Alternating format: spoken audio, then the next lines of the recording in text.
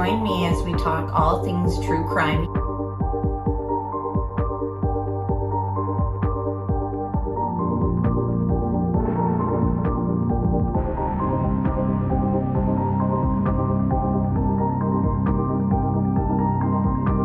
Made contact and shattered. The missing 4-year-old. The parents have called in and advised that the mother has went through a wall, came home, now they can't find her. Chad, where are Lori's kids? They've been missing for 4 months. You have nothing to say? 4 were stabbed multiple times and were likely asleep during the attack. Some had defensive wounds. Most of them had just like one that was the lethal stab wound. Oh, what a tangled web we weave. Once I told a lie, and I told my family, I had to keep lying. What's your, is it deemed? We haven't cleared anybody.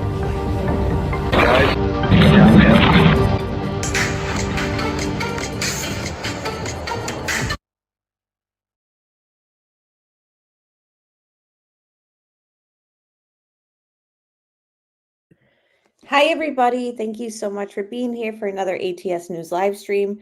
We, of course, are continuing our deep dives that we do weekly in the Chris Watts case. Lots of questions still surrounding this case, and a lot of you guys like to just keep going through and trying to figure out why exactly this horrific crime took place. And it's one of those situations where we just might never understand it. But for some reason, we all come here and we try to, I guess, weekly. So again, thank you for being here. Thank you, Johnny, for letting me know the sound is good. I might sound a little congested tonight. So as you guys know, I had family come over the weekend. They brought some germs. So unfortunately, I might have to pause it and like blow my nose and stuff. So I'm really sorry about that. But so last week we talked about the mysterious woman who was seen going into the Watts house a month after the murders. So that took place on November 22nd. And I'm sorry, it was the 21st, the night of, and then the 22nd, the next day. One of my moderators, Allison, brought up a good point in the timeline of everything. She said, wasn't this the day before the Ruseks came back to clear the house out? And I said, well, I would have to, that's interesting. I'd have to double check that. Well, the page after the one about the woman, the mysterious woman going into the house, there absolutely is information about the Ruseks coming back to Colorado from North Carolina to unfortunately clear out the house. And something that was needed of them to do was to bring back Shanann's suitcase that contained her makeup bag. So this to me has always been an interesting element in the case. This has always been something that's been questioned and theorized by a lot of people. This is in regards to actually, let me just share this little thing I put together. This is in regards to the residue that was found on the sheets that Chris had thrown out. So as we all know, unfortunately, the day Monday that they were reported missing, he was left to stay in the house. And during that time in the house, he did a lot of cleaning. He did laundry. The next day, the detective note that it smelled very heavily like cleaning products. And one thing that he did do was throw out the sheets in the trash can in the kitchen. So these sheets contained a substance on them that a lot of people have theorized what exactly it is. And because of the questions of what it was, the detectives asked the Ruseks to please bring back that makeup bag. We want to bring it to the lab. And we want to compare the residue that was found on the sheets in the trash can to perhaps some of her makeup. So again, thank you all for being here. Hit that like button if you haven't done so already. Yeah, that was their first mistake, allowing him back in the house, in my opinion. I agree. Absolutely. Yes, James. And that brings up a good point. You know, why didn't he just watch them too? And this is something that someone who I used to research this case a lot with, CDT, and I have kind of talked about. And we believe that there's elements to what Chris kind of did that almost looks like he wanted not to get caught, but he wanted to leave certain things to kind of, I don't know, like sort of like in the prison interview when he says, Nicholkessinger told me to delete all my messages. I didn't do that, probably to help you guys out. But, and then it's like, well, what do you mean? You know, like what are in those messages? What would be the point of not deleting them? There's things about this case that almost seem like he left it there for them to find. Same with the Vivint alerts. He tells them when I left for work, I was, driving away and I got this alert that said that the garage door was left open. But when I came back, it was closed. And you can see on my phone and on Shanann's phone that the alert is there and it says that it was left open. But when Nicole Atkinson shows up, it was closed. And nothing came of it. Nothing has been explained to us who shut it after he left, because if there is a digital trail of evidence showing from their security system that it was left open, and we see and we know from Nicole Atkinson's statements that it was closed when she showed up, we want to know why exactly all this took place. He literally took it all because she told him to. Right. Hi, Derek. Good to see you. I know. I know. All right. So what we're going to look at is this is the makeup. This is her suitcase and the makeup bag. It's noted in the discovery pages that it wasn't, messed with. So I don't know about you women in chat, but when you get home from work, or I'm sorry, when you get home from a trip, one of the first things you kind of do is, take your makeup bag out and get your toiletries out, and you're like, settling back into your house. This is another reason why I believe something instantly took place against Shanann when she got in the house. I mean, like a bombarded or attacked. She never even had the chance to unzip her suitcase and get her toiletries and stuff out to remove her makeup, etc. So let's just dig into it. So here, let me just show you the makeup bag. It's that purple bag there to the left of the ottoman.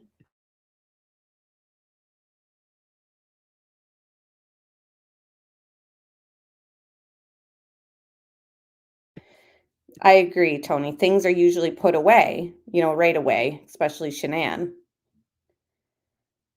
So this whole thing was taken back to North Carolina with the Ruseks, and the detective said, hey, yes, I agree, Jordan. She was too OCD about things not to unpack. Jay says, I think he snuck up on her as she was removing it, maybe. Right. Like, I mean, think about what she was found in. Sort of a pajama shirt with a underwire bra on and lacy thong underwear. It's almost as if she was in the midst of changing and getting comfortable and settling in, and something happened immediately. Thank you, Morgan, for becoming a member. Cute little emoji there. Hi, Holly. Good to see you. Roxanne's here too, being Bio Girl. Hey, guys. Keenly. Good to see you, and drive safe. The next day, I could see Shanann patching up and zooming around, cleaning and washing everything after the trip. Yes, but something that Chris and others have sort of said is, she doesn't, actually her own statements, she doesn't go to bed with makeup on. So when she's found and on these sheets, there is residue of makeup. So it just seems as though she never got to that stage. Hey, Purple One. Derek, thank you so much for gifting 10 memberships. Welcome to those new members. We really appreciate that, Derek, and we're happy to have new members for sure. All right, so here, I mean, you can just see that's the makeup bag. Now, let's get to the residue on the sheets. These are all the pictures of what was found in the trash. Now, here's the thing. He also signed willingly the search warrant. He knew they were coming over. And like Jay said, why wouldn't he have just washed them as well? Why wouldn't he have hid these sheets better? No, I mean, they were like right in the garbage. You could see them as you looked in the trash, like right here. As you look in, you know, it's very noticeable. It's just under a few things.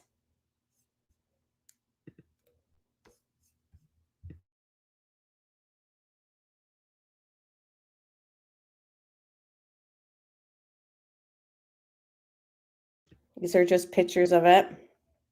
Obviously, they did their best to kind of measure certain stains that were on there. And these are the same pattern. And this is just a diagram that web sleuths kind of created themselves. This isn't factual 100%. It's just a theory. They believe whoever made this, and of course, we all collect things that we see in these groups and all that over the years of this case. Hey, Florida Bass, good to see you. Yeah, he's not the sharpest tool in the shed, that's for sure. But I still feel like there's stuff about him that's done purposely. Like hiding or leaving little trails of proof along the way.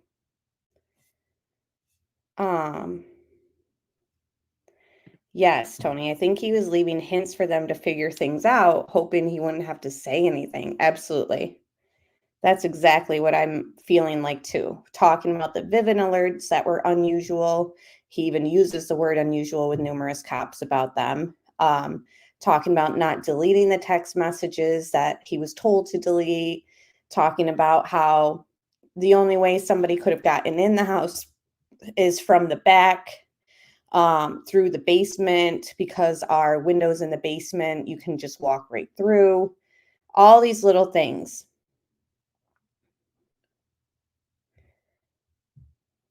Yeah, the alarms, he definitely tries to emphasize that. And don't forget, everything related to their security system has been sealed from the public for forever.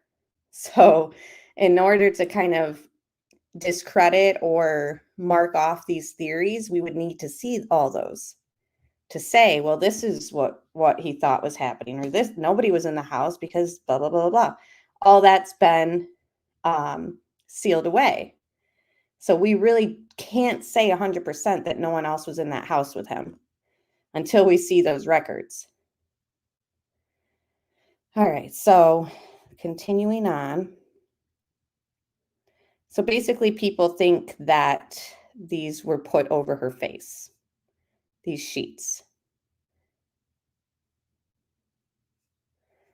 And this is just to kind of reference the crime scene. This sheet found at the site didn't have those markings of residue on it. This is the fitted sheet, but the pillowcases did.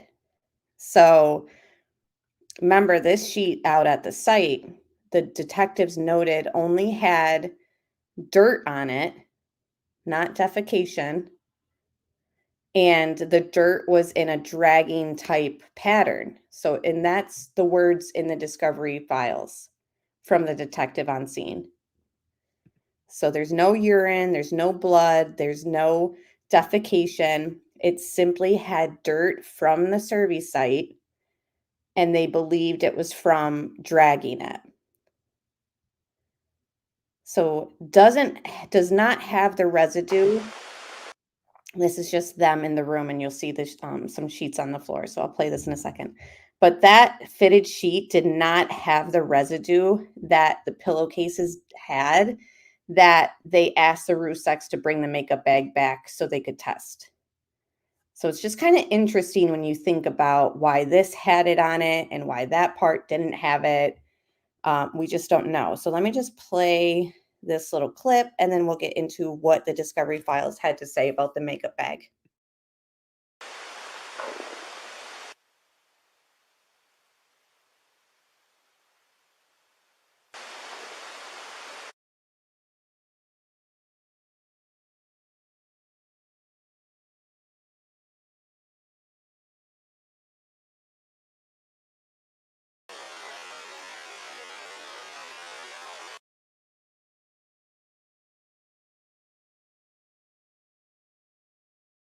This is on day 1. So this is the Monday. This is before he cleans everything, before they find sheets in the trash can. This is just their initial kind of discovery of what the room looked like. And obviously, it's been a red flag for everyone who, right, exactly, Derek, no gloves, but let's just touch everything.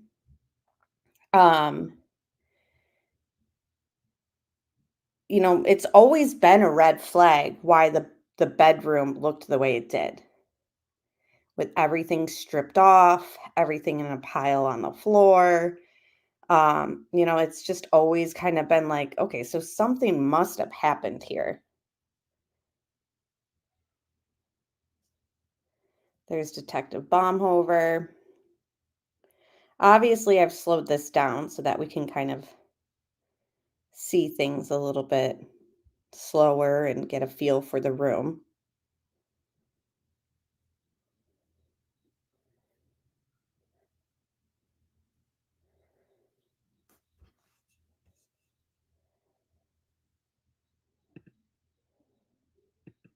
I really want to know exactly what Baumhover was thinking, but again, he's been very quiet, retired with PTSD, allegedly because of what he had seen as the girls were being removed from the oil tanks. And here he is as well, no gloves. Now, a lot of people have said, why didn't they close the house up as a crime scene? Others have stated, well, they were just missing at the time.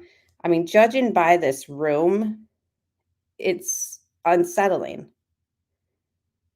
You would think even if they were missing, they would have said, hey, Chris, can you stay somewhere else tonight? Like, we think that we should process this scene as a crime scene. All right, hold on. Let me see, make sure. I don't know why I have okay, no. This is the page I want. All right, so just keep in mind the mysterious woman who was in that house in September went there the night before the Ruseks came. So a lot of people have stated, well, not a lot, people have questioned, did this person need to gain entry into the house to remove something before the Ruseks seen it or removed it? The timing is kind of bizarre, isn't it? So a month goes by of the murders, and somebody enters the house the day before the family comes out there to clear it out. Just very, very odd, in my opinion. Is it related or is it just a coincidence? And again, I don't think that the person that entered the house was from the defense team. I don't think it was from a realtor or the news. Those people would have pulled up during the day, parked in the driveway, contacted law enforcement like they were told to do when they needed to gain entry. And none of that took place here on that September night. This woman walked from being dropped off down the road at night. The back screen door was open, but everything was locked up. It's just not making sense. So, regardless of what Frank Sr. has said, I don't buy it. I think it's very questionable. And especially the timing that they had to run in there to do whatever they had to do right before the house gets cleared out. Very weird. Alrighty. The following information was documented at the time it was gathered. The date of this report is not indicative of when the investigations occurred. During the week of 9/10/18, I spoke with CBI lab manager Aaron Conning regarding the possibility of obtaining Shanann's makeup for comparison with the residue discovered on the bed sheets that were recovered from the kitchen trash can. I informed Aaron I recalled seeing the makeup bag in Shanann's suitcase during one of the consensual searches I was involved with. It should be noted this is the same suitcase used for her weekend business trip to Arizona. With the knowledge Frank and Sandy Rusek were returning to Colorado to collect Shanann's personal belongings, I contacted them to request consent to search Shanann's suitcase. When they returned to the house and learned Frank took the suitcase to North Carolina from his previous trip to Colorado. When I asked Frank about Shanann's makeup case, he confirmed it was still in the suitcase and that they had not opened it yet. When I asked to take custody of the makeup bag, Sandy and Frank both agreed to bring it and its contents back to Colorado on the 22nd of September at approximately 10,000, this military time, you guys know, that and Roman numerals, I'll just never get. I met with Sandy and Frank at the Watts residence. Once inside, Frank opened his suitcase and handed me Shanann's makeup bag. I recognized it as the same high-gloss purple bag I observed previously in Shanann's suitcase during the residential search. Additionally, a photo taken by Frederick Officer Wale on August 15th at 07:41 hours showed the contents of Shanann's suitcase, and her purple bag was clearly visible, the purple makeup bag. I entered the makeup bag into evidence pending transfer to the CBI lab for comparison testing. Nothing further. Now that was written by Detective Baumhofer. Now there is another page about this. And that report was written up on September 25th. All right. And then this other one in the discovery files is just confirming that it was logged into evidence. So on September 27th, at approximately 10:40 hours, evidence supervisor Purcell responded to the CBI crime lab located at, and then it gives the address, to both retrieve and drop off evidence. CBI evidence technician Christy Sauser took custody of the purple makeup bag containing makeup from Shanann Watts. Frederick evidence supervisor took custody of the fetus, Nico, item 78, to bring back to the Frederick Police Department in order to make arrangements for shipment to North Carolina. The fetus would be shipped by Weld County's coroner's office to the funeral home in North Carolina for the purpose of burial. See Detective Baumhofer's supplemental report for further information. Once back at the Frederick Police Department, the fetus was placed in the freezer until such time the coroner could take custody. The evidence submitted and the evidence returned receipts were scanned and added to the case file. On September 28th, Detective Baumhofer took custody of the fetus for transfer to Weld County Coroner's Office and evidence system. The fetus will carry the disposition and transfer of other agency for the chain of custody. So this basically is just saying that, they have the makeup bag. And remember, the lab requested it. So the lab has questions of what that residue is on the pillowcases. While assisting with the search, this is also another page in the discovery. While assisting with the search of the home, I observed in the kitchen trash cans, bed sheets, and pillowcases. The sheets and pillowcases were grayish in color with numerous small light blue, light green, lavender colored squares on the sheets. The bedding was buried beneath other items of the trash. And we showed pictures of that already in the beginning of this stream, what the trash looked like. Further examination showed the sheet to be the flat sheet. Now remember, the fitted sheet is out at the survey site. And 3 matching pillowcases. Stains were observed on the sheets and pillowcases. So they refer to that stuff on the sheets as residue and stains. Now, this is a video from another YouTuber who covered this case years ago, Geneva Fam. I have it muted because I just don't agree with her analysis of it, but you're more than welcome to check her channel out and her opinion on it.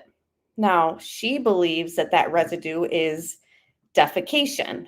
She thinks that it's from the children. The reasons why I don't think, oh, Unravel, thank you so much. Guys, also, a lot of my moderators have their own channels. So if you're looking for more deep dives in Watt's case, check out Unravel. She's got a good channel. Check out House Huddle. It's so funny because we all cover the Watts, but we all have different perspectives and opinions, and they're all really good. Derek, thank you so much. Member for 35 months. Wow, I suppose this makes me a lifer. I would be honored and, lucky to have you as a lifer because you're awesome. So thank you so much. Thanks, guys. So again, the reason why I do not think that the residue and the stains, because that's how law enforcement is referring to them, on this pillowcases and flat sheet are defecation is because, for one, I don't believe anyone died in the house because there's no hit from the cadaver dogs. For two, I believe I see Chris pick up a child in Nate's footage. I see the shadow walk underneath the truck. I see him bend down. I just don't think the children died in the house that night. Another reason why I don't think that that is defecation on the sheets and pillowcases, because they wouldn't be referring to it as residue or stains. The lab weeks later would not be contacting Detective Baumhover and saying, we need to get Shanann's makeup bag because we want to compare the residue on the stuff to her makeup. I mean, it would be pretty evident and clear what defecation looks like, and how to determine that those stains were defecation. I mean, I think we can all kind of figure out, like, you find out pretty quick, what that is. The smell of it. Also, the way that the stains are, these were toddlers. They're not babies. And not to get gross, but everyone, a lot of people in chat have children. They might be adults now, or they might be past the stage of diapers, but I'll take you guys back. Remember when they were all in diapers and, eating formula and the smushy food and stuff? I mean, that would be more of like that mushy, like, type of defecation. These kids were, 3 and 4. They were eating solids. They were potty trained. Like, they don't as it changes as the diet changes and the body grows, like, they don't have that type of excrement that comes out that way. It's not like that anymore. It's literally like solids. Like, you guys understand. But so there's just a lot of reasons why I don't think that was, hey, Melly, defecation from children. And like I said, the channel that I'm using these screenshots from, she believes that it was. So again, everyone's got their own opinion. Hey, Seth, I'm looking at your guys's. Yeah, Jay says not killed in the house, but possibly incapacitated. Right. Tony says, I don't think anyone died in the house either. I really believe it's the unique mascara. It seriously was the most difficult to remove. I liked it, but man, it got all over everything. I could see it being, I mean, there's a reason why the lab said we want her makeup bag. In my opinion. Some of the residue could be from NK. Listen, anything's possible, because guess what? They found eyelashes. Whose eyelashes were they? Were they all Shanann's?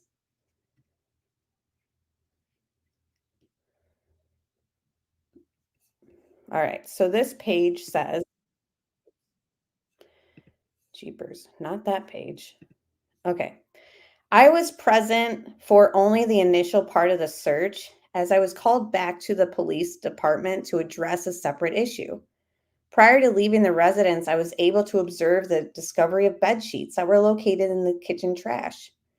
As the bed sheets were removed from the trash, I noted the bottom fitted sheet was missing. That's the sheet that's at serving. And at least one pillowcase had some type of dark residue upon it.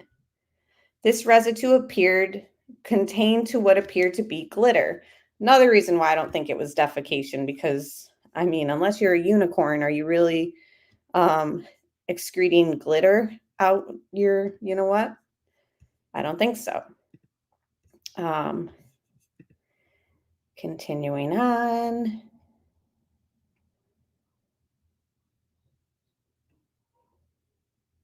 Now, for eyelashes to come off onto a pillow, I mean, something must have really been taking place. Because, like, no matter how many times I've slept with makeup on, I'm trying to think of how many times. Yes, I agree. She didn't wear much makeup at all. She, like, bragged about it. I don't know about you girls, but and no matter how many times I've worn mascara to bed, like, I'm not waking up with just eyelashes on my pillowcase. So that's why I feel like something brutal or aggressive was taking place with these pillows. That's a good theory. Self-tanner slowing off. Bronzer. Yeah. They wanted and they thought that it was something probably up that alley. Says I have no idea about makeup. Just take my word for it.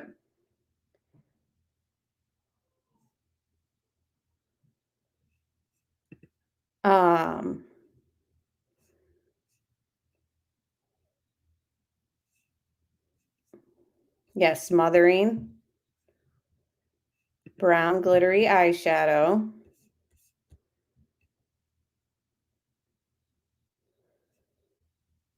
Do you want me to send you the link, House Huddle?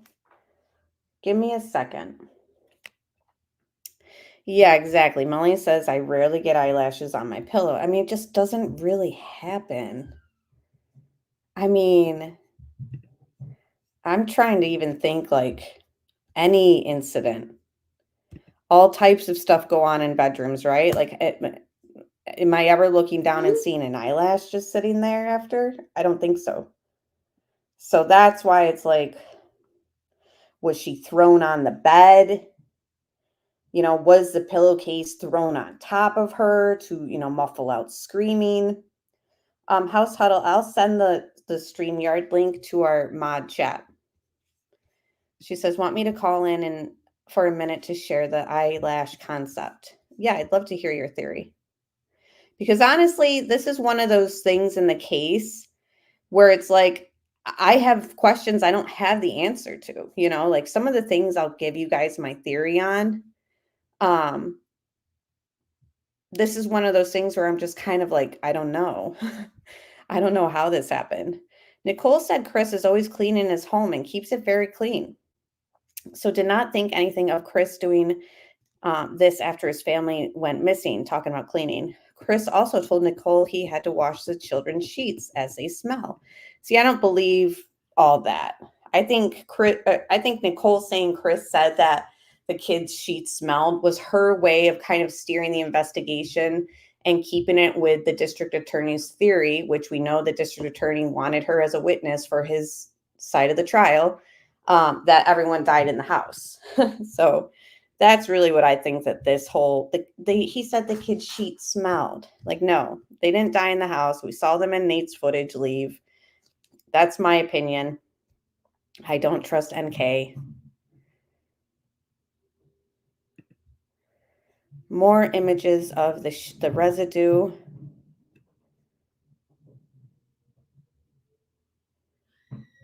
Now, why exactly is it so much? I don't know. Because no matter how much makeup you're putting on, for it to kind of transfer this much Hi, Scottish Queen. That's a lot.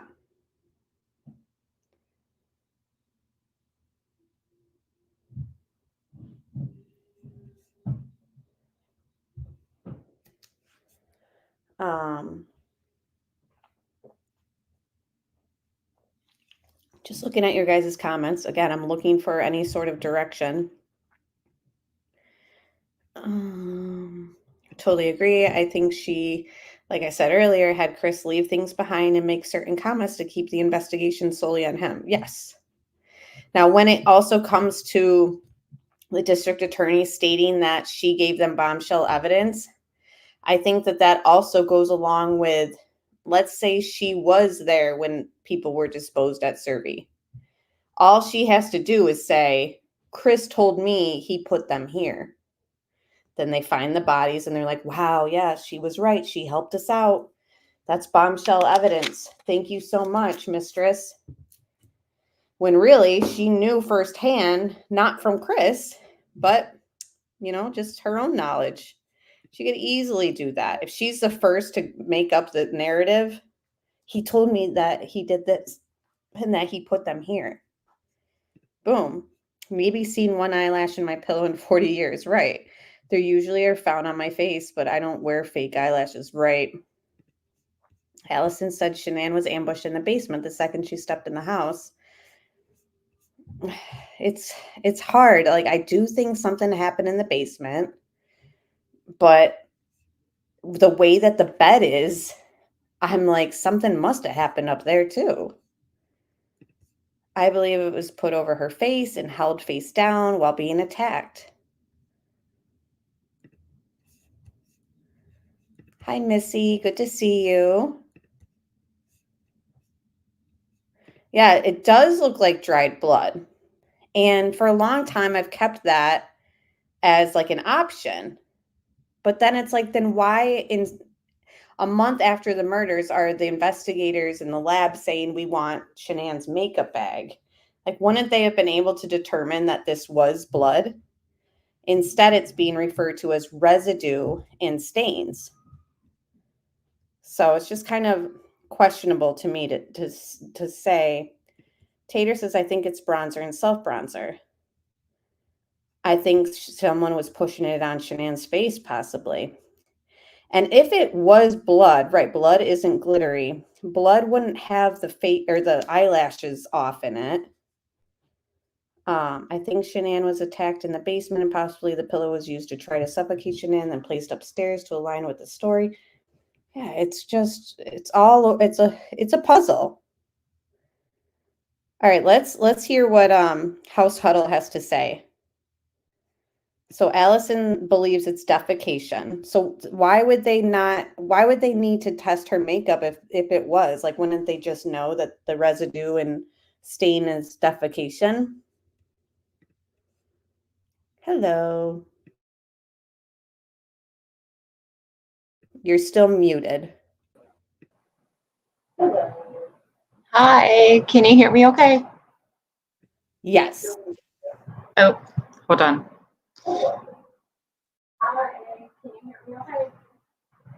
Yes. Okay.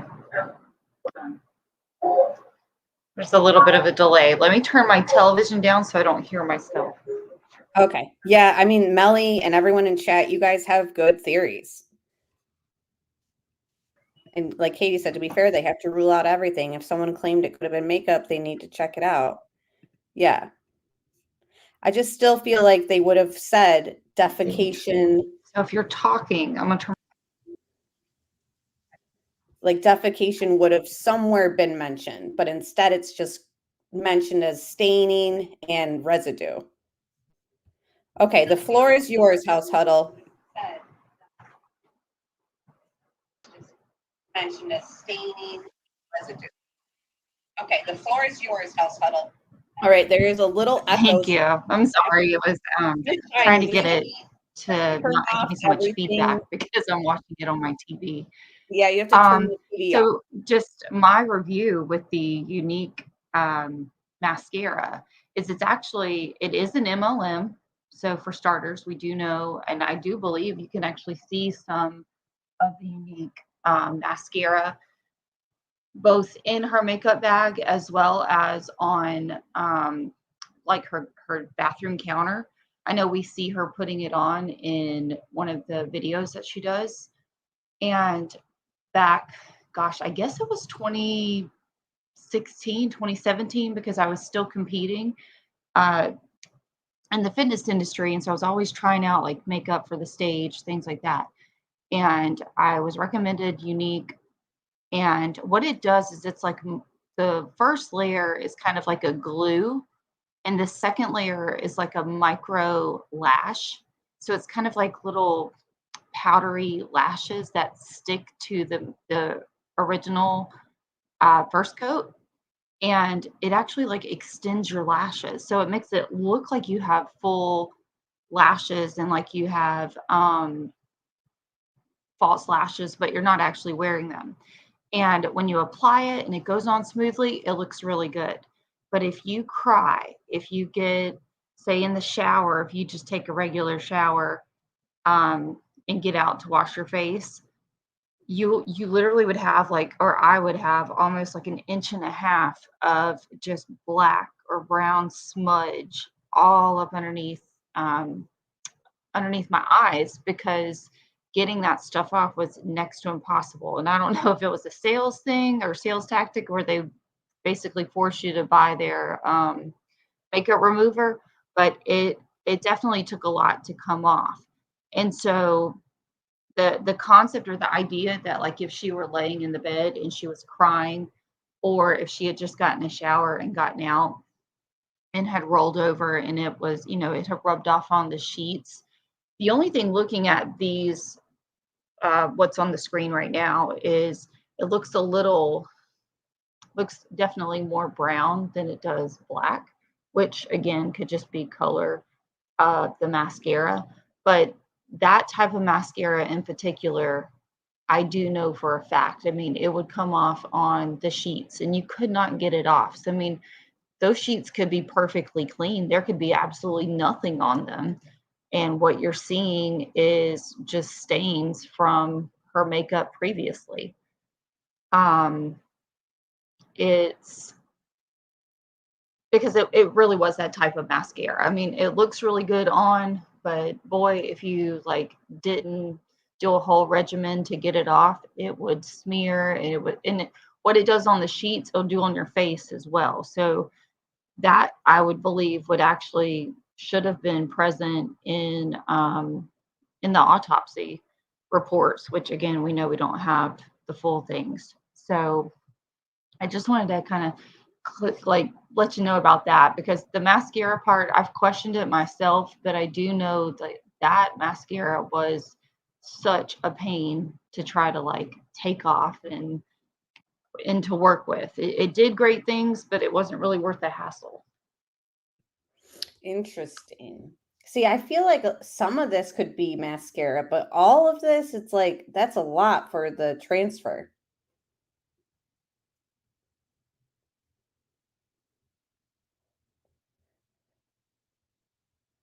But then in the same breath, so for those, I'm curious what your thoughts are on, I know I've done a video on it, I know you've done a video on it, but how we found the patch that was in the shower. yeah, And the fact that we don't see any evidence of bodily fluids and everything that would come with the loss of life with a pregnant woman, or at least her losing consciousness. Like, I keep going back to whether or not she actually took a shower. Was that staged so that it was kind of like that was the evidence in plain sight that Chris was hoping that someone would have seen, or that someone would have made a bigger deal than what it was, or if she actually like, there's certain parts, and it's part of the video I'm working on, there's certain parts of what he says, and I think we both agree that he puts it in different order. And so it's like, I kind of do think that she made it upstairs. I do think she may have made it into the bathroom to get ready to take a shower, but something, something catches her attention or whatnot. But the patch hanging up on the shower wall, the mascara, if that's what this is, I just feel like if it was bodily fluids of some sort, that there would have been so much more. Mm-hmm. Yeah, I agree with you there. And honestly, not only would there be more of it, but I believe that the sheet at Survey would have had it on it as well. And that is only described as having dirt on it. You know?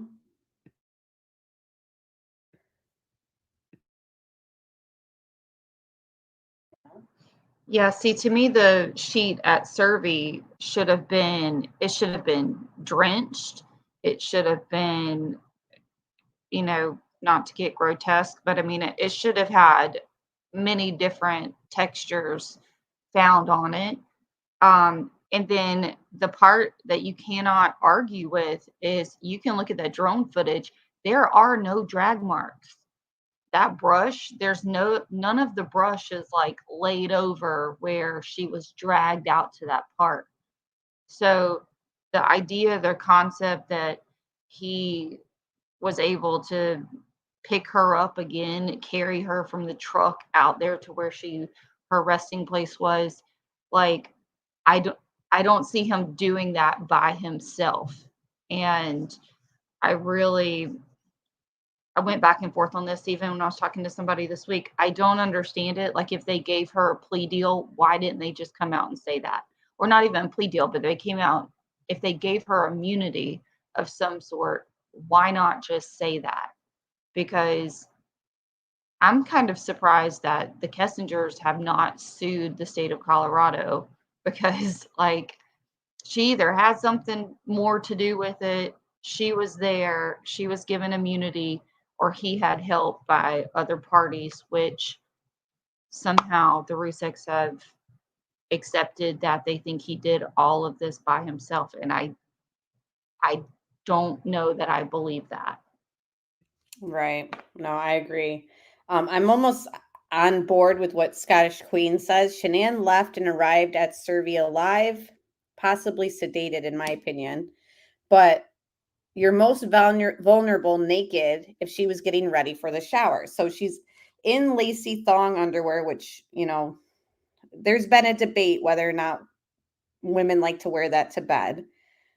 She's in an underwire bra, which there's always been back and forth debate on whether, you're pregnant, you want to wear an underwire bra to bed. The patch in the shower, like, did she make it upstairs and was getting ready to get in the shower? And like Scottish Queen is saying, she's in a vulnerable state and then she's, bombarded, or she hears something, walks out, and she's attacked, thrown on the bed or whatever. I think that all that is possible. I'm just pulling up this one page in the discovery describing the fitted sheet at the Survey site, and it says, so they're saying that it's the same pattern as the ones sheets found in the garbage. I then physically checked the sheet and determined that there was nothing underneath. So that's interesting too, because Chris said that they're going to find toys and extra clothes for the kids underneath the sheets at Survey, and that they weren't out there. There were dirt stains on the sheet. So notice how he doesn't say defecation, urine, bodily fluid, blood. No, there were dirt stains on the sheet, including a large area of dirt stain with patterns that appear to be from the sheet being dragged along the ground. And then that's where they say that they took photographs of it, and of the sheets, stains on the sheet with the cellular phone, blah, blah, blah. So again, if those pillowcases and flat sheet at the house did have bodily fluid on it, did have blood, I mean, I feel like there would be some sort of transfer to this fitted one out at Survey as well.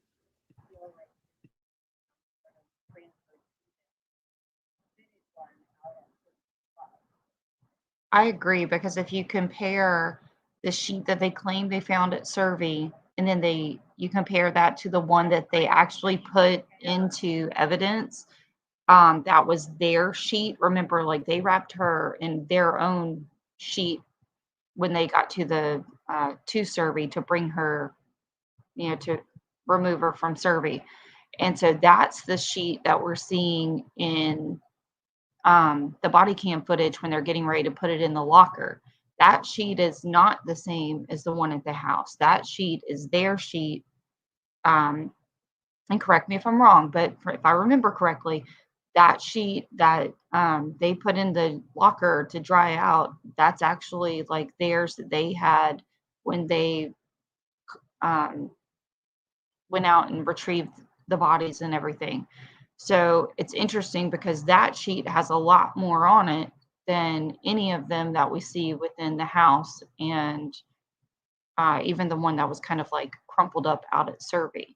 So I think that's what everyone's questions are, or their thoughts are, is the amount of substance that you see on the sheet that actually ends up getting hung up in the locker to dry out. The fact that we're not seeing that type of residue and just all the things on the other two, it does raise the question, like, when did all of this actually like take a turn?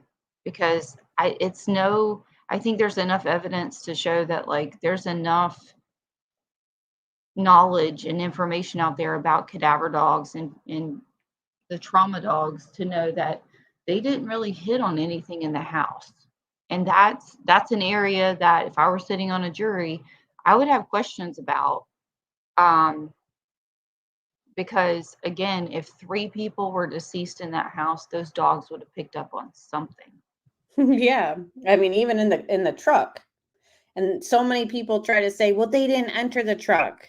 Well, they needed to wait for a search warrant to enter it, but the reason why they didn't enter it is because a cadaver dog can smell death even with the doors shut. And then once the dog would have alerted to death, then they would have said, we have probable cause for a search warrant for this truck. Our dogs, blah, blah, blah, indicated that this and this and this might have taken place here, and there was death in that truck. That didn't happen. And also Unravel brings up a good point. Besides the Thrive patch in the shower, Chris himself said she likes to wash the airport off her. So there are little things that kind of point to, like, was that her routine that she was about to go do? And also there was something else that I was going to say in reference to your comment, Unravel. Well, she actually has a video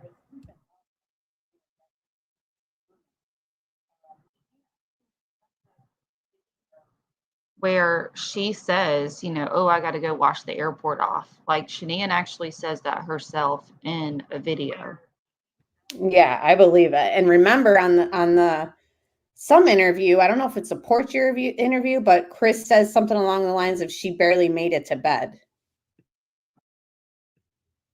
I don't know. Just weird. And also, Jay, I wanted to thank you for gifting the memberships. I really appreciated that. I just didn't want to cut off House Huddle while she was on here, but thank you so much. And hello, Zawoki. Florida Bass Fishing doesn't think anyone died in the house either. I mean, we all have our different theories. The thing about the staining, though, I really don't think that it's bodily fluid.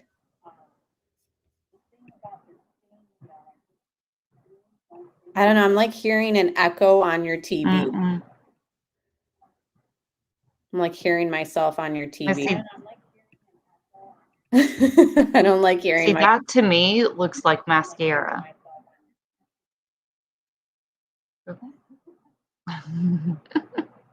Sorry. I'm learning about these collaborations. I don't do it often. You're fine. Was there anything else you wanted to say, though, like before we continue on? One last thing before I go, and I do appreciate you letting me come on and share my thoughts about the mascara.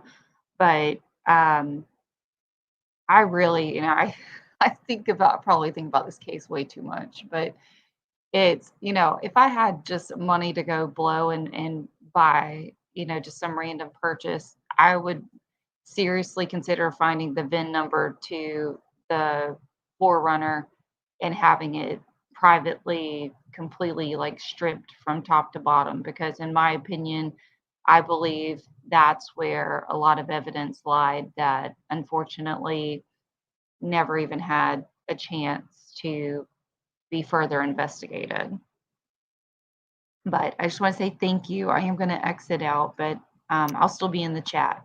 Oh, awesome. And thank you so much for coming up. And you know, and just just for research purposes, do you have a lot of eyelashes that fall out on your pillowcases?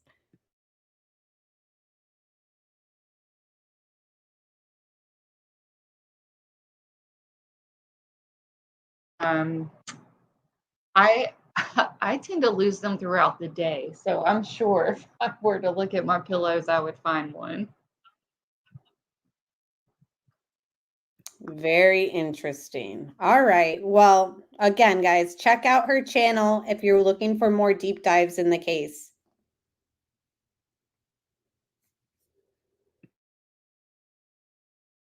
And thank you so much for coming up and sharing your thoughts. We'll have to do it again. Thank you. Guys, have a good night. I'll be in the chat.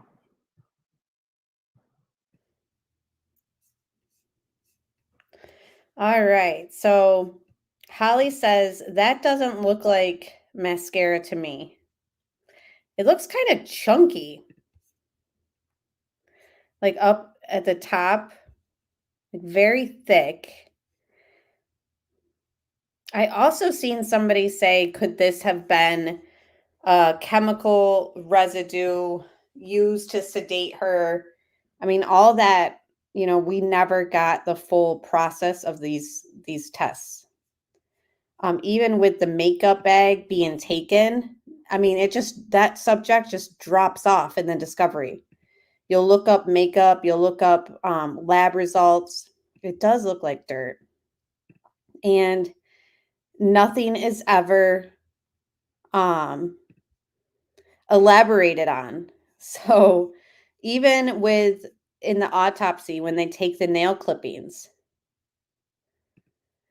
Melanie says, I also do not believe she would have gone to be without at least washing or wiping her face. Right. And the makeup bag was said to have never been touched, like from her suitcase. So I don't know if she had other makeup wipes or means to wipe her makeup off like at the house already, but everything's completely spotless when the cops go through that bathroom. The vanity, everything. The only thing, like you guys have stated, that's kind of stands out is there's a random Thrive patch stuck to the wall in the bathroom. It would be nice to know if she was wearing that Thrive patch in Arizona or on the plane, but we don't know that.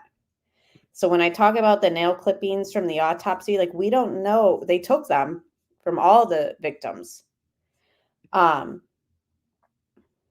Right. Why? It was the whole suitcase. So her entire suitcase from Arizona, they brought back with them. So that's always been kind of strange as well. Like, why did they need to take Shanann's suitcase? I've also heard rumors that Nicole Atkinson took the makeup bag. And so I just wanted to make sure that everyone knows, like, that's not true either.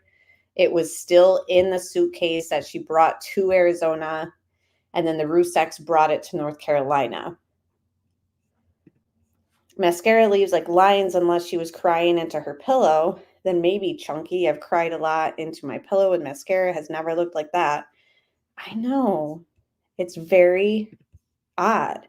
I'm a makeup artist and wear fake lashes and extensions. Never had anything look like this. Right. That's true.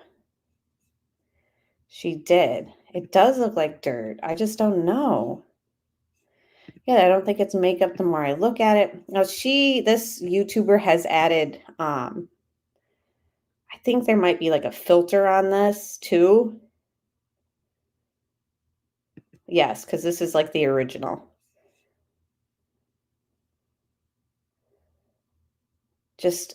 It's just one of those things in this case. And why the sharp edges here? you know? It's like very like triangle, diamond shaped patterns. And then over here, it's very random. Over to the left, I don't know if you guys can see my mouse. Can you see my mouse? Like when I'm on the screen?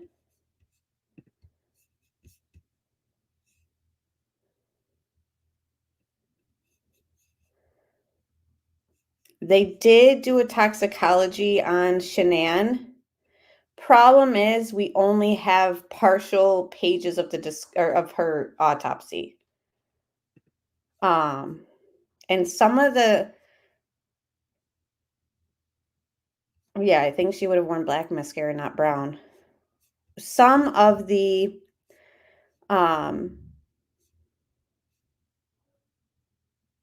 toxicology and stuff, I don't know, it's hard to explain. Like when you go through her autopsy, some of the things found in her chest cavity isn't mentioned like on the toxicology page. I don't know, it's hard.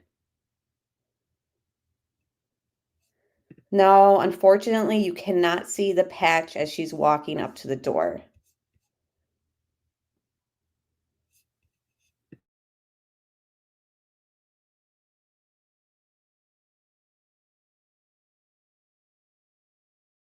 Another zoomed in pic.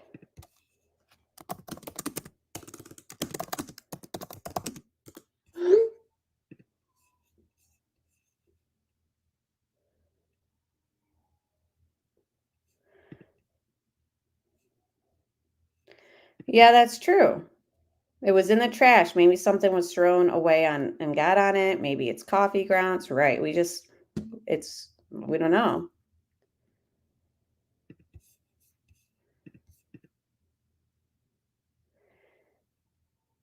Okay, here's zoomed in.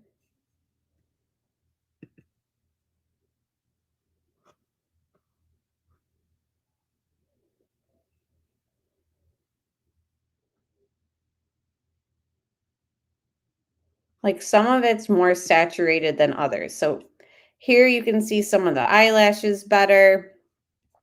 Some of this is like I said, more saturated than other parts.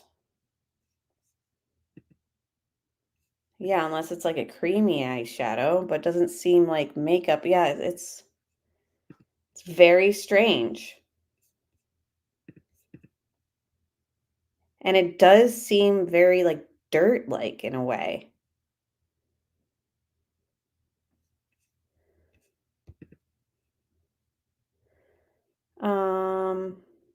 We already read this, talking about glitter and residue.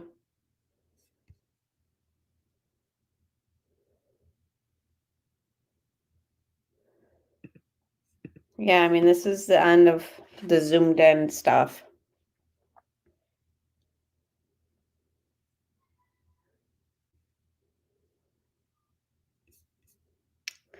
Weird, guys. Very, very questionable. I don't know. It's just one of those things. Yeah, blood turns a brownish after a couple hours. That's true. But then it like leaves you to think like, so why would they refer to it as staining and residue and glitter and her eyelashes are in there and they're asking for her makeup bag if there's an easy way for a lab to just say we tested it, it's hemoglobin or whatever the technical term is for blood. She wasn't on any, that's a good question. Could it be acne medication? She didn't have any acne. The triangle shape looks like the bridge of the nose.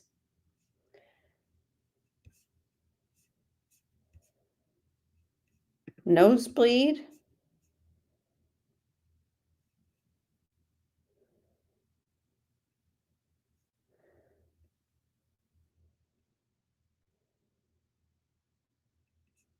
If they were holding her head down and she was moving her head back and forth, the middle with nothing is her nose. Yeah.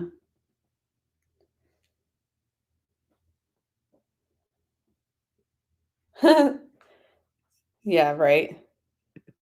Because they're idiots. Yeah, who knows? Yeah, even foundation won't look like that on the pillow. Right. The sheet that we were looking at is the flat sheet and pillowcases found in the kitchen trash.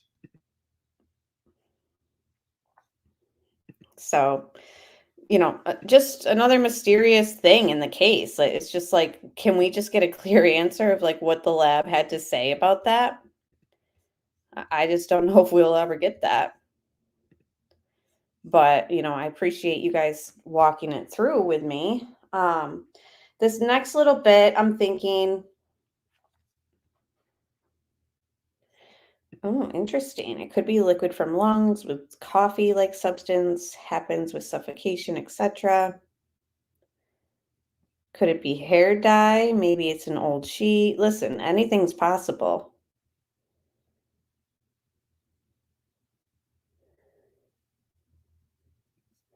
That's the thing, Scottish Queen. I'm not leaving that off the table either. But again, I'm not over here making chloroform to figure out like what it transfers like on cloth. What is that makes that? What is it that makes homemade chloroform? And why are they finding N-butanol in her chest cavity?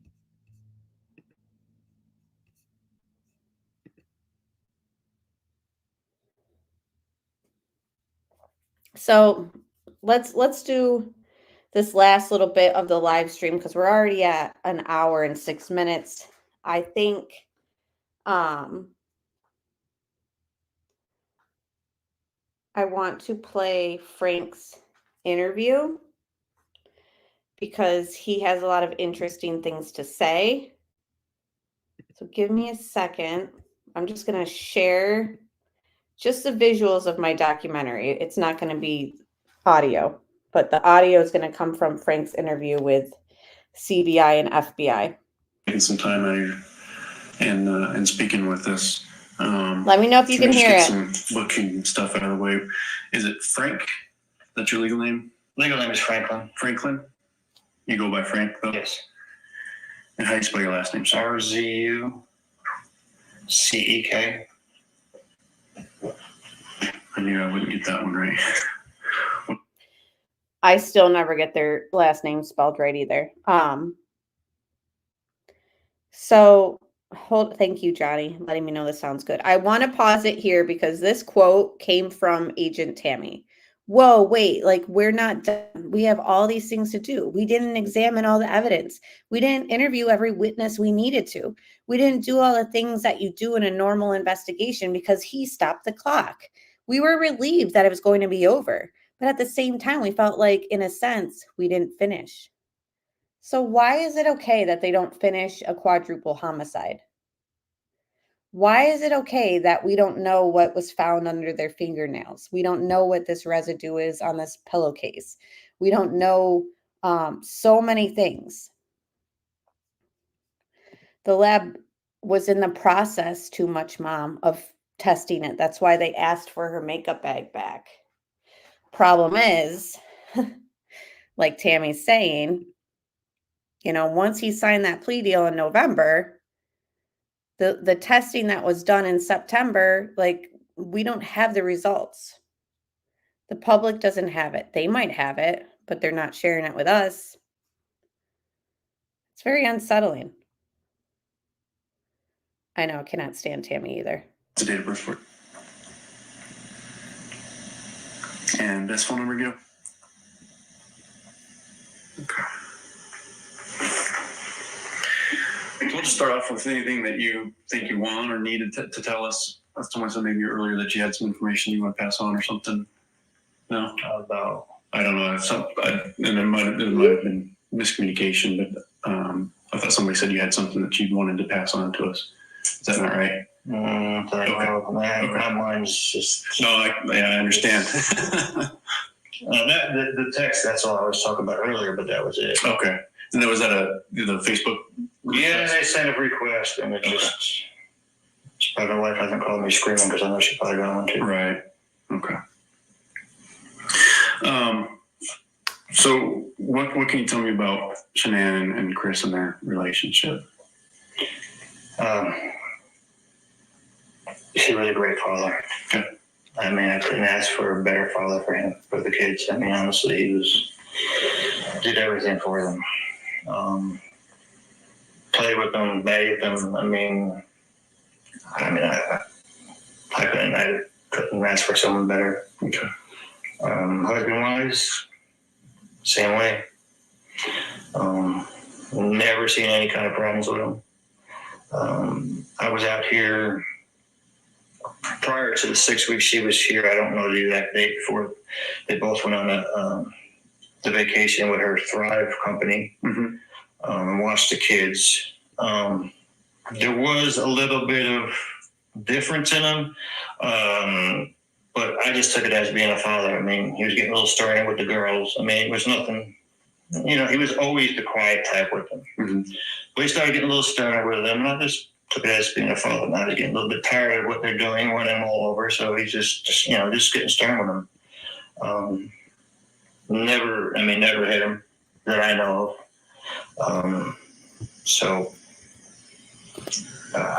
It's hard. There's different things that was going on. I mean, he did change his, they were going through this new Thrive stuff, or she was selling, and he started getting himself all built up and lost a lot of weight.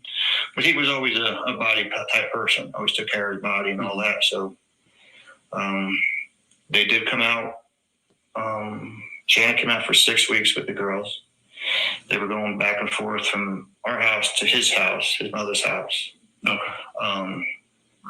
And the little Celeste had allergies to nuts, tree nuts, very allergic to them. She had 2 EpiPens she had to carry with her. So she told us all, get rid of anything that's got nuts or anything, just get it up high enough. Don't throw it away, just get it out, no problem. My wife cleaned the whole house out. I mean, I had to go looking for stuff. Mm-hmm. She took underneath every cabinet. So she told Chris's parents the same thing. They did go over her house a couple times, and Chris's mom really never got along with Shannon because she took her son away from him. That's how we took it. They didn't come to her wedding, their engagement party. They didn't come to nothing to theirs. So when Shannon was over, I think it was the second week she was there, the weekend, she had called me up frantically and said, "Get me the hell out of here now."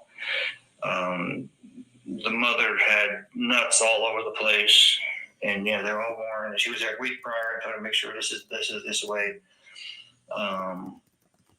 So the mother, at that time, Shannon was feeding the girls some hot dogs for lunch and all this, and she had her other 2 nieces and nephews over, and they came out with ice cream with all these nuts in it.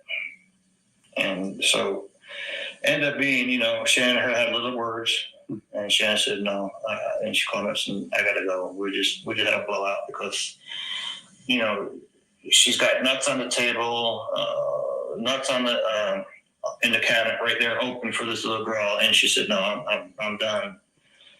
And so she told Shannon, well, that's just a training lesson or something like that to her, I'm like, it's a 3-year-old girl you're talking to. It's not something you're trying to, discipline. Birthday present. Hey, your sister's getting a birthday present today. You're not getting one because it's not your birthday. That's some kind of, saying this is what you do, Right. So Shannon called Chris and told Chris about it. So Chris said he called his parents that night, and his mother told him the same thing. That's what we heard. I didn't hear it, but that's what Shannon had said. So, of course, Shannon never went back to the house with the children. She stayed at our house. So, there was a few times that Shannon would FaceTime Chris, because she would FaceTime every night because of the children. Mm-hmm. And there was a few times, a couple of times it did catch me off guard, like, what's going on? Because she was like, are you going to pay attention to the children? Like he was in another world out there. And he's like, yeah. And, like I said, that And I started saying, well, what's he doing? You know, is he just not, ignoring him and just not paying attention, watching TV or whatever, When he came out, he was the same way. If you've ever seen Anthony, if you've seen Chris, he's just the same way. That's how he is. There's no, everything you see in the courtrooms or whatever, he's the same way. That's just how he was. As far as his demeanor, he was just more straightforward and didn't, quiet. Yeah, he wasn't the really, he would talk to us when we were there, everything would have a good time, but it just doesn't, we went to the beach. The kids, it's the first time they ever went to the beach. And he was like the same way. I mean, it didn't dawn on me anything. And Shannon never said anything to us about a separation, fights. I mean, I don't know if she wanted to just keep it from us and not, get us involved in it. So we knew nothing about anything that they were doing, separation or any of this stuff, until this all happened. And friends of Shannon said, no, this is what was going on. And they said, they had a suspicion that he may have been cheating on her because she had come home when he went. She was gone Saturday he was going to a baseball game. And it was, I caught that kind of odd because he never leaves the kids with somebody else if Shannon's not there. He's usually always home. Okay, they may be ready to go to a baseball game, but she came home and she checked her finances on the phone and found out he spent $67 for dinner. And he says, yeah, I went out and had salmon and a couple of beers. So, unless you went to a real expensive restaurant, $60 for a couple of beers. And that may have caused a little bit of, with her, like I said, if she knew anything that was thought something, that really threw her off, saying $60 for salmon and that. So he told her that, or she called him? No, I don't know if she was home at the time or if she called him up. But I mean, it just didn't sound right to her. Okay.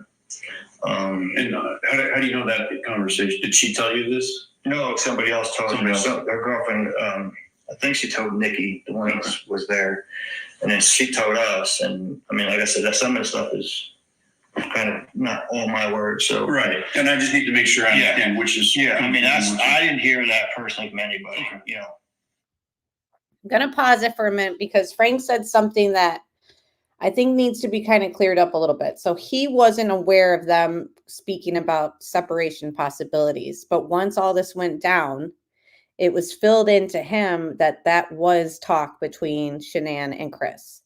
So I know a lot of people refuse to believe that there was a possibility of a separation, but it seems as though, and we can see it in some of her text messages too with her friends, it seems like it was on the table and that they might have been going towards trying for a separation. There's also something that's been misconstrued in the discovery files.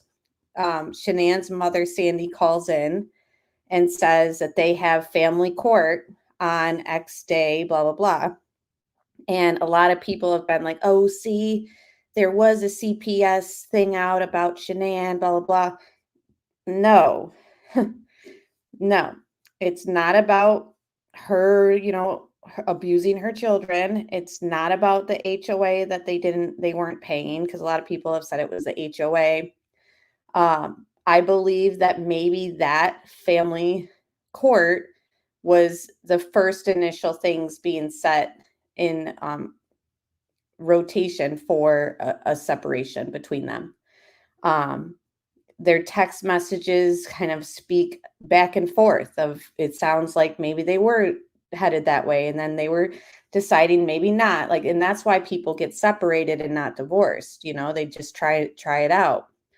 The other reason why I believe that they were possibly really looking towards a separation also is the lawyer interview with the guy who saw her at the hibachi place back in April or March, she said, and she kept asking him questions about divorce in Colorado. I think that guy was legitimate, and his interview is also in the documentary as well. So there's just a lot of things that kind of point towards that it might have been something that they were kind of toying around with, in my opinion. Christina says, in my opinion, I still think they were planning on separating, but after Shanann talked to that lawyer at the restaurant, I think it was divine and invention. She was meant to hear that to stay together. And she found out she was pregnant after her speaking to the lawyer. Do I think an emotional discussion happened? I think that emotional discussion happened before she went to Arizona. Because then, I don't know. I think that he lied. I think an emotional discussion did happen, but it wasn't that morning. MK says, thank you, Amber. Yes, there might have been separation on the table. And also, the documentary that's in the description box and on my channel and linked at the top of chat. That's the documentary I'm referring to. Yeah, I think they were all over the place with what they wanted to do. And that's the thing, is like there is, that's the reason why you get a separation and don't just jump right to a divorce. Like something was kind of maybe considered. And there's also an interview with somebody that Sandy worked with at the salon in North Carolina who cut their hair for the last time. And Sandy cut Chris's hair before he goes to prison for the last time. And she says, yes, there was talks of them separating.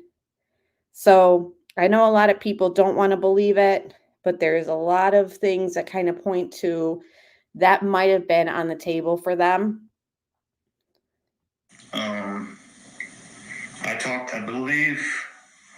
I believe we talked to him and the kids that Sunday night for FaceTime. I believe Bella was eating cold pizza and some kind of a Jolly Rancher taffy or something like that it was.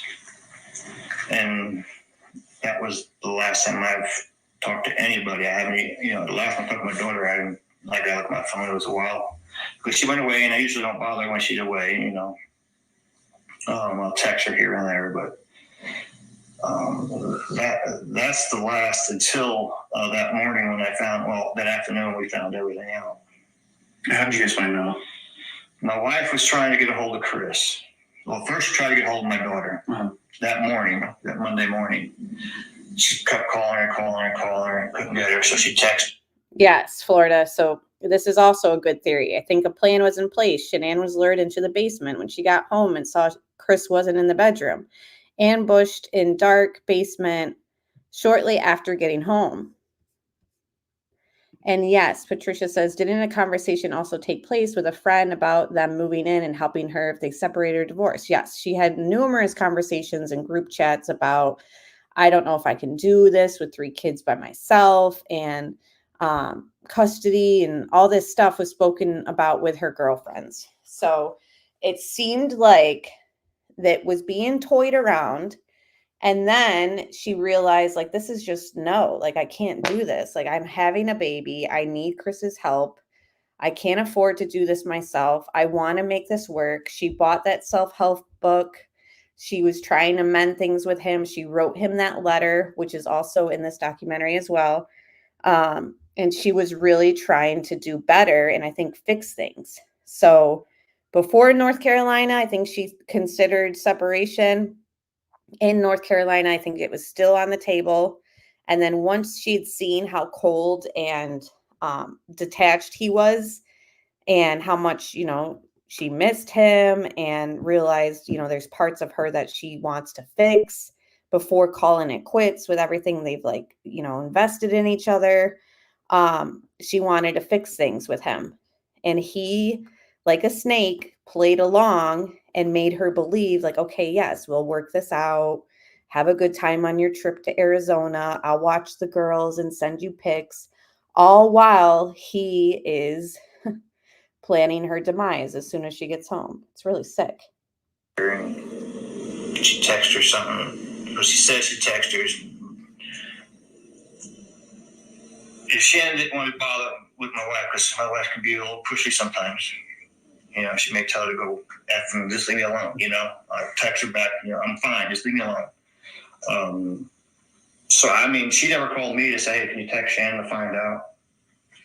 So, nothing. And then she called Chris, told Chris that you better call the hospital or something because Shannon's not answering her phone and she's supposed to take Bella to kindergarten. And when Shannon was here, she was just so excited to take her because I said, why don't you take her to the new school you guys just had built up the street? She said, no, Dad, because then if she does that, then she got to go to pre-K again. I want her to start kindergarten right now. And my daughter's stickler when it comes to being on time and everything. So when Sandy got off the phone with Chris, or Chris called her back. So, yeah, I texted her a few times. She's in one of her moods. She said she was going to her girlfriend's house and that we had a little bit of a fight this morning, but nothing. And then Nicole called Sandy up and told her that the police are at the house because she can't get a hold of Sandy. I mean, get a hold of Shannon. That's the one that dropped her off that night. And she said, I can't get in the front door because the lock was on, the safety lock I put on there. And so then they got a hold of the cops. I called Chris twice and said, where are you? They're at the house. Where's Shannon? Blah, blah, blah. I said, I'm on my way. I'm flying. I'm getting there. And then he got to the house, and then all this was going down. And then I don't know if it was the same day that Nate had called me and said that he had it on video that he backed his truck into the driveway that morning, which never, ever used back. I was living out here for over a year and a half. In that house, and that truck never, ever, his company truck never got pulled into that driveway. Because it leaked oil, for what Shannon said, and she didn't want her driveway dirty with oil. So it would never, I mean, he would have to take it to a car wash and everything, and nothing was ever done in that house with that truck, because it's a company truck. So when he told me that, and then he threw at me, he said, yeah, and then, you know, it was kind of funny, because when you guys were gone, she was gone, he would took her car out of the driveway, out of the garage, and parked it down the street for a couple of days. I'm like, what? Why would he do something like that? So, and then when he told me the truck was back into the driveway, and then I heard, but Sandy was on the phone with them when they got into the house. And I was there, and they said, her cell phone is here. Her purse is here. And then when I ended up getting a hold of the police, I said, you better get a GPS. I mean, I didn't say it that way, but I said, you better get a GPS because something is wrong. That man never pulled his truck in, and it's in the driveway. I'm sorry, Nate told you this? Yes, Nate. Who's Nate? Nate's his neighbor. The neighbor, okay. Mm-hmm. He's the one who had all this on the video. The camera, gotcha. And the cop's like, well, we got to do what we got to do. And she might have just ran away. I said, no. My daughter's phone is like a magnet. That phone does not leave her side. I don't care where she is. That phone is with her 24/7. That's her business. She runs the Thrive business, and she never leaves the house without her phone. I told the cops, there's, you can say what you got to say, but there's something wrong. And we'll leave it there. So again, Frank has a lot of interesting things to say. A lot of his stuff I have clipped and kind of put in the documentary as well. But yeah, so it's in the description box. It's linked in the top of chat, and I will link it, like pin it at the top in the comment section. It's also right on my page. So if you haven't seen it, these are just the visuals to it. But yeah, this is the documentary that I put together. It's not based off of my theories. So we come here once a week and share our theories on the case. The documentary is strictly, you know, what I would say factual in the case from what, you know, was given to us in interviews and their own statements and the timeline, Facebook stuff. So that's just a separate thing that I've created for this case and research. So I want to thank the House Huddle for coming up and chatting. I really enjoyed you coming up for a minute, sharing your thoughts. I want to thank everyone who donated memberships tonight. So Jay and Derek, thank you so much. Anyone who just hit the like button, members, moderators, you guys are awesome. I really appreciate you guys. We will continue our deep dives into this case, again, next week, next Thursday. And yeah, I'm wondering what the next topic will be. And you guys, if you're on replay or in chat, if you have something related to this case that you want us to kind of comb over, sort of like we did tonight, like we didn't really come up with any conclusions, right? Like we're still leaving this chat wondering what exactly that residue and stain and glitter and eyelash stuff on the pillowcases and flat sheet are. That residue was not what was found on the fitted sheet either. So it's just really, it's odd. And are we sure that those sheets were from upstairs? Because when we showed Baumhover kind of, combing through them on the floor, like it just looked like they were white. Are those the sheets from upstairs or the bed in the basement? I don't know. But anyways, guys, tomorrow night, I really want to kind of do a live on Sebastian Rogers, keep his name and face out there. He has been missing since February. And I just appreciate you guys. Thank you so much, Florida. And thank you everyone for all the compliments, like thanking me for researching this. Like you don't have to thank me. You guys have really good input and theories as well.